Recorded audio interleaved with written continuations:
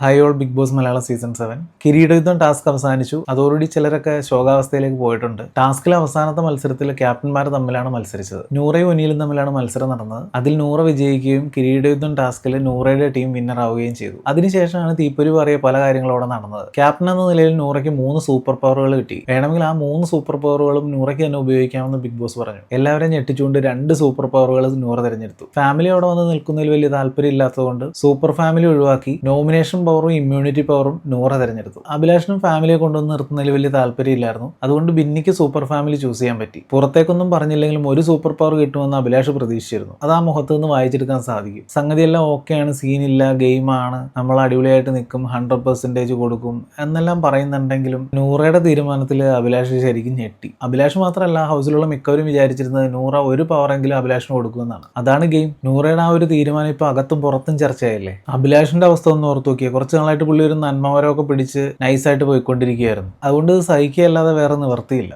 ആ ഒരു ട്രാക്കിലായതുകൊണ്ട് ഉള്ളിലുള്ള വേദനയാണെങ്കിൽ പുറത്ത് കാണിക്കാനും പറ്റാത്തൊരവസ്ഥ. ഗെയിമൊക്കെ കഴിഞ്ഞിട്ട് കുറെ സമയമായി, എന്നാലും ഒരേ ഇരിപ്പാണ്, മുഖത്തൊരു പ്രസാദം വരുന്നില്ല. എല്ലാം ഗെയിമായിട്ടൊക്കെ കണ്ടെടുക്കാനൊക്കെ പുള്ളി ശ്രമിക്കുന്നുണ്ട്, പക്ഷെ ആ ഒരേ ഇരിപ്പാണ്. ഏതായാലും ഈ നന്മവരം പിടിച്ചിരിക്കുന്ന ആ ഒരു പരിപാടി പൊട്ടി പുറത്തേക്ക് വരുമോ എന്നുള്ളത് നമുക്ക് കാത്തിരുന്ന് കാണാം. ഇനി ഈ ഒരു ടാസ്കോടുകൂടി ഗെയിം ഒന്ന് നൈസായിട്ട് തിരിഞ്ഞിട്ടുണ്ട്. ഇതിന്റെ ചൂട് പിടിച്ച് ഇനി എന്തെങ്കിലുമൊക്കെ ഹൗസിൽ നടക്കുമോ എന്നുള്ളത് അടുത്ത ദിവസങ്ങളിൽ അറിയാൻ പറ്റും. മറ്റു വിശേഷങ്ങളായി പിന്നീട് കാണാം. Thank you.